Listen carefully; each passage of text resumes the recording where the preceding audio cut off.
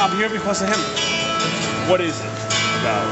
Just because he's 18 years old, he might be the best ever. I really believe that. Why did you sign your shirt? Because we knew he was coming up here. Actually, my brother texted me and told me he just got pulled up. And we were down in Modell's at Potomac Mills Mall. And thought they had a shirt, and they did. And picked one up. I knew I was coming here tonight. So what I expect from him, man, you can't hit a home run every game, but he does what he can.